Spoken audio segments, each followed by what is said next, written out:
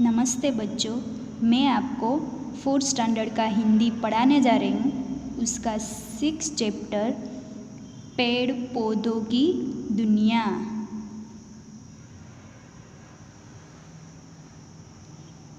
अब हम पाठ के बारे में समझेंगे। पेड़ हमारे जीवन का ज़रूरी हिस्सा है। पेड़ पौधों के कारण ही पृथ्वी पर जीवन संभव है। प्रस्तुत पाठ में पेड़ों के महत्व और उपयोगिता के बारे में बताया गया है। साथ ही वृक्षारोपण पर भी बल दिया गया है, जिससे भावी पीढ़ी को स्वच्छ एवं स्वच्छ पर्यावरण उपलब्ध हो सके।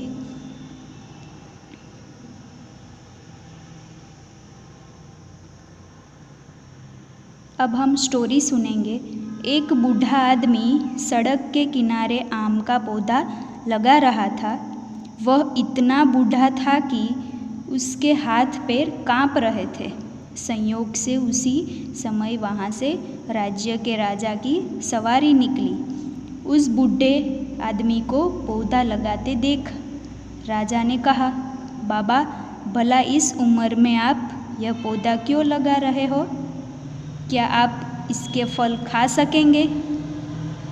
राजा की बात सुनकर वह मुस्कुराया यानी कि हंसने और बोला, महाराजा, जिस पौधे को मेरे बाप दादा ने लगाया उसके फल मैं खा रहा हूँ, और जो मैं लगाऊँ उसके फल मेरे बेटे और पोते खाएंगे। यह ज़रूरी तो नहीं कि जो पौधा लगाए वही उसका फल खाए। पेड़ पौधे तो समाज की धरोहर है। धरोहर यानी कि अमानत। राजा बूढ़े आदमी की बात सुनकर बहुत प्रसन्न हुए। उन्होंने अपने मंत्री से कहा, मंत्री जी, बाबा को मेरी ओर से 100 स्वर्ण मुद्राएं भेंट कर दे। यह बड़ा परोपकार का काम कर रहे हैं। परोपकार यानी कि दूसरों की भलाई। बूढ़े आदमी ने स्वर्ण मुद्राएं स्वीकार करते हुए कहा, मुझे तो इस पौधे को फल इसी उम्र में मिल गया। महाराज, बूढ़े आदमी ने ठीक ही कहा था। पेड़ पौधे मनुष्य जाति के लिए धरोहर है। हजारों वर्षों से एक पीढ़ी इन्हें आने वाली पीढ़ी को सौंपती आई है। इस पीढ़ी का भी कर्तव्य है कि आने वाली पीढ़ियों के लिए वह पेड़ों की धरोहर को भारी संख्या में छोड़ कर जाए। धार्मिक ग्रंथों में वृक्षों की उपयोगिता के कारण ही इनके गुणगान किए गए हैं। वृक्ष लगाना पुण्य का कार्य, पुण्य यानी कि मंगल कारक, पवित्र, और काटना पाप का कार्य माना गया है। प्राचीन ग्रंथों में कहा गया है कि वृक्ष मनुष्य के पुत्र के समान है। ये मनुष्य की मृत्यु के बाद भी उनका यश फैलाते हैं। यश यानी कि नाम, प्रशंसा। वृक्ष लगाने से रोग शोक दूर होते हैं। यही कारण है कि कुछ लोग तुलसी, आंवला, केला, पीपल, बिल्वपत्र यानी कि बेल आदि वृक्षों की पूजा करते हैं। आज पौधों को हरा सोना कहा जा रहा है। अंतर केवल इतना ही है कि सोना खान के अंदर होता है और हरा सोना खुली खान है। अगर इसे बिना सोचे समझे लूटा जाएगा तो इसके अभिशाप से हम सब लूट जाएंगे। वृक्ष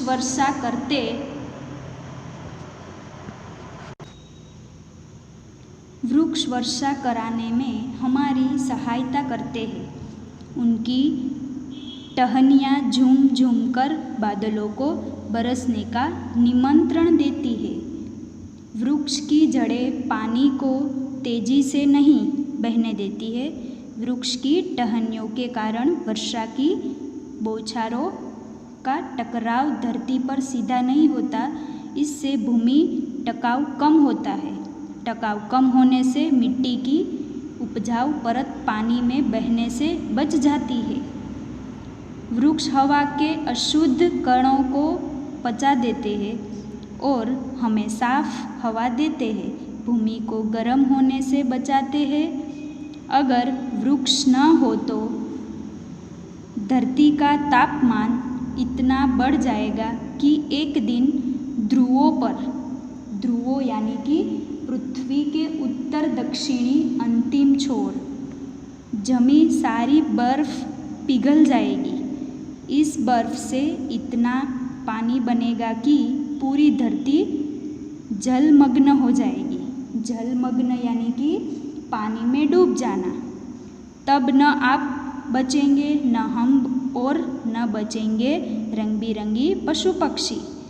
देखा, पेड़ पर कुल्हाड़ी उठाकर हम अपने ही पैरों पर कुल्हाड़ी मारते हैं। जनसंख्या की बढ़ोतरी के कारण आज पेड़ों को बड़ी संख्या में काटा जा रहा है। खेती के लिए वनों का सफाया किया जा रहा है। नदी घाट परियोजनाओं के लिए पेड़ गिराए जा रहे हैं। रेल और सड़कों का जाल बिछाने के कारण वृक्षों का सहारा हो रहा है।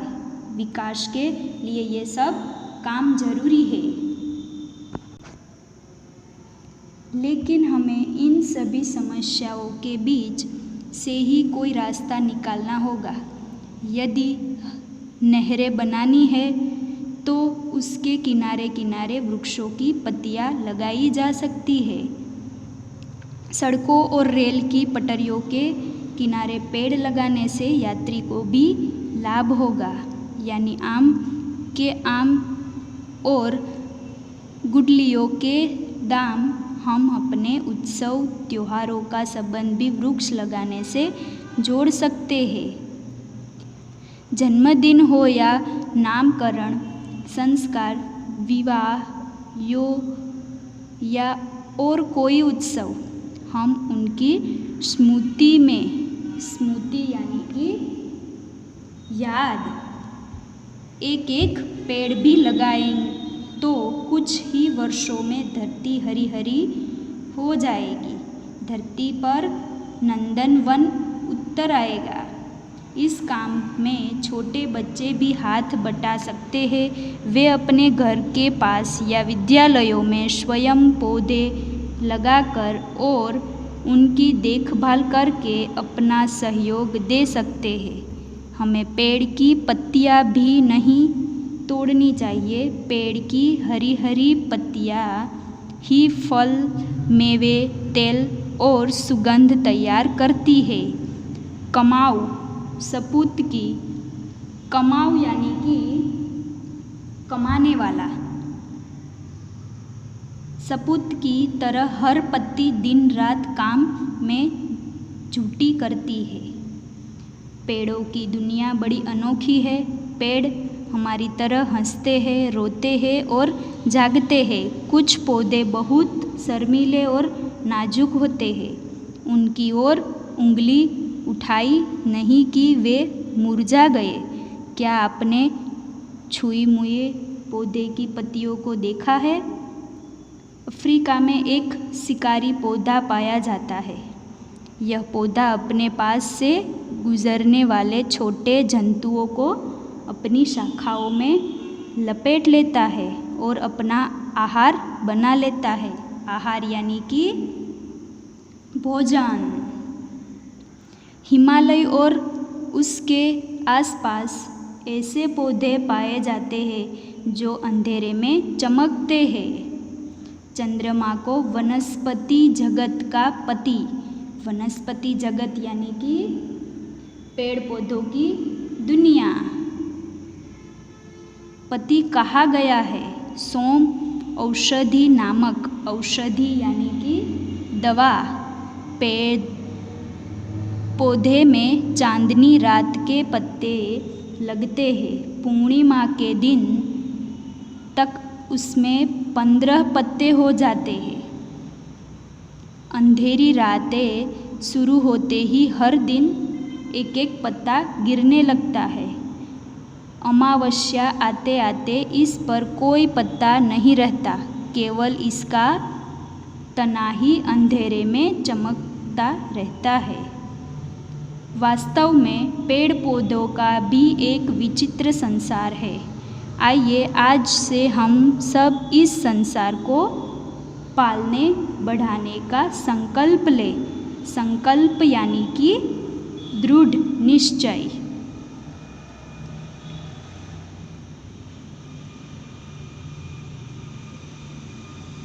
कठिन शब्द के अर्थ, ये कठिन शब्द के अर्थ आपको आपकी फेयर बुक में लिखना है।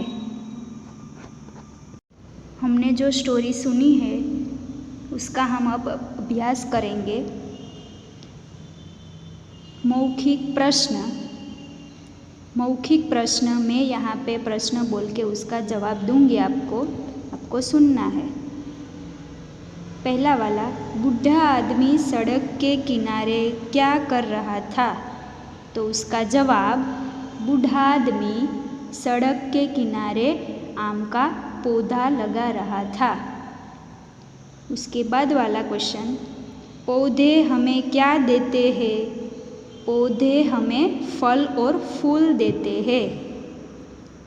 थर्ड वाला, राजा ने बूढ़े आदमी को भेंट में क्या दिया? राजा ने बूढ़े आदमी को भेंट में 100 स्वर्ण मुद्राएं भेंट में दिया। उसके बाद वाला, वृक्ष और मनुष्य में क्या संबंध बताया गया है? वृक्ष और मनुष्य के पुत्र का संबंध बताया गया है। उसके बाद वाला, वनस्पति जगत का पति किसे कहा गया है? वनस्पति जगत का पति चंद्रमा को कहा गया है।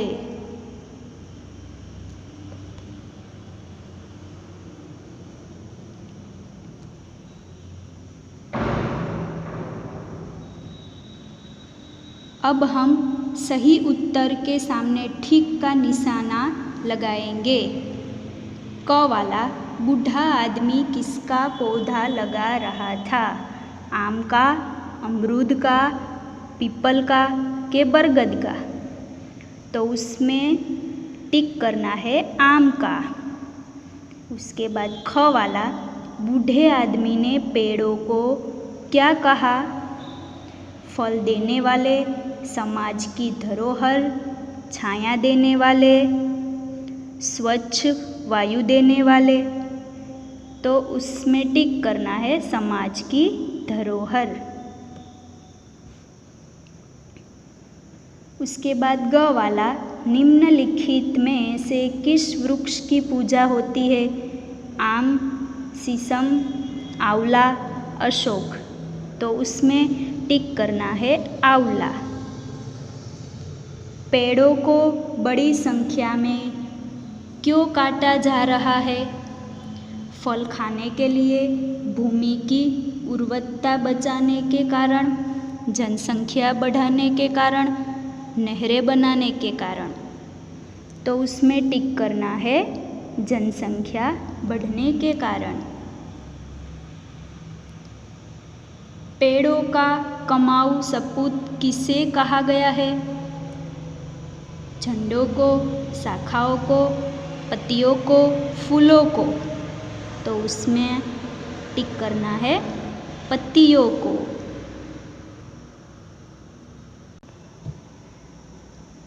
अब हमें नीचे दिए गए प्रश्नों के उत्तर लिखना है। ये सारे प्रश्नों के उत्तर आपको आपकी फेयर बुक में लिखना है।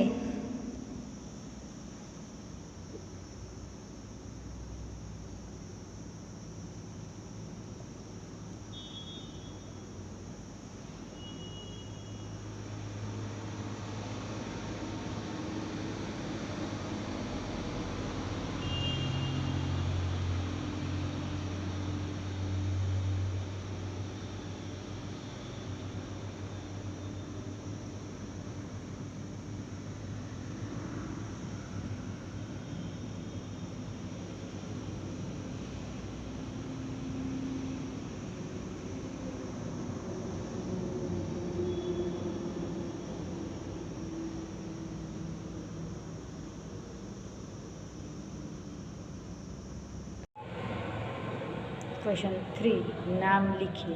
2 फल देने वाले वृक्ष, जामफली और जाम्बुनी। ख, 2 ऐसे वृक्ष जिनसे हमें लकड़ी प्राप्त होती, बांस और नीम। ग, 2 फूलदार वृक्ष, चंपा, जूही। घ, 2 ऐसे वृक्ष जिनकी पूजा की जाती है, तुलसी, वट, पीपल, वो सब आते हैं। ड, 2 छाईदार वृक्ष, वट, नीम। आइए विचार करें। निम्मी के स्कूल में वृक्षारोपण महोत्सव मनाया जा रहा था। निम्मी ने उस दिन स्कूल से छुट्टी ले ली। उसे लगा कि पढ़ाई तो होगी नहीं, इसलिए स्कूल जाना बेकार है।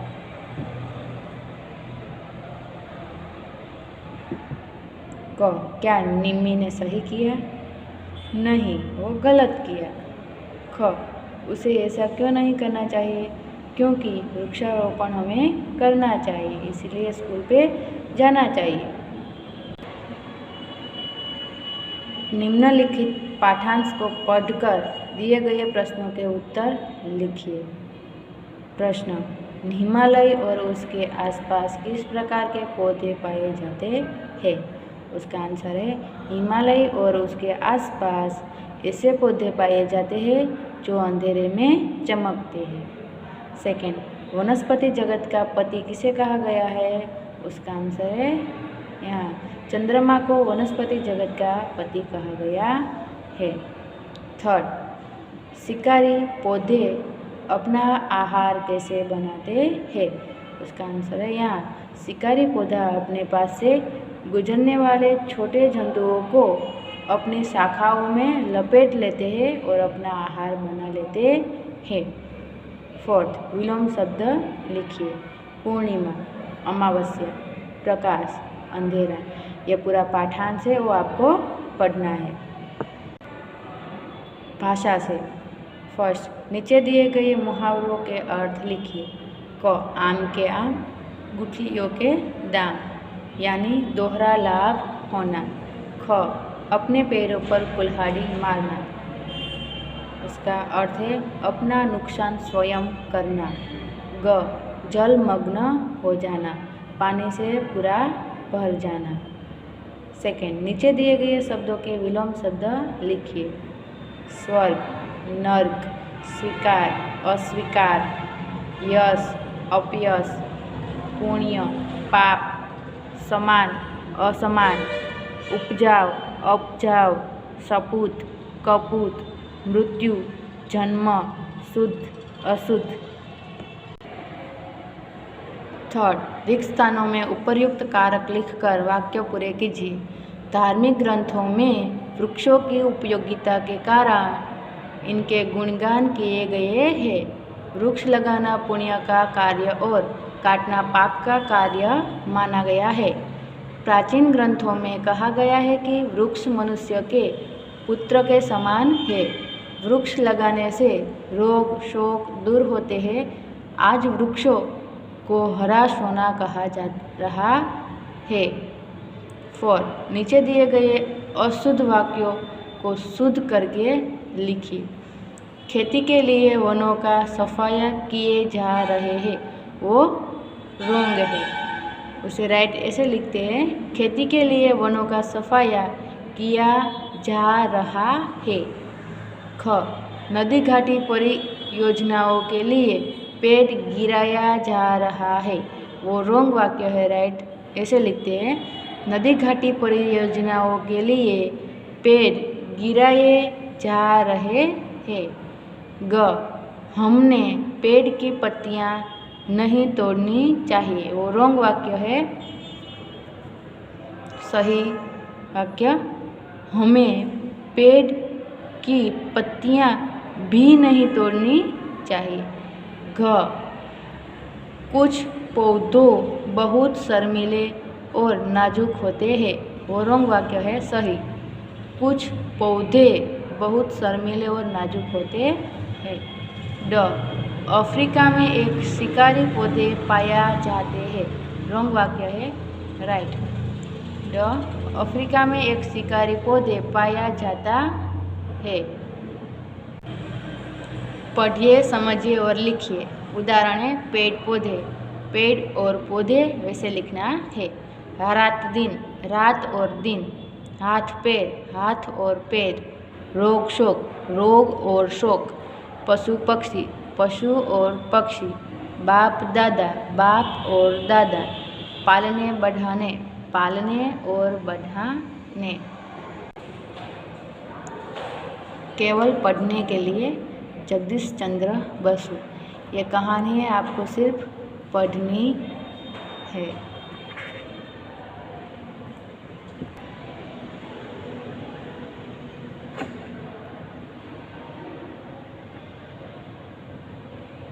धन्यवाद।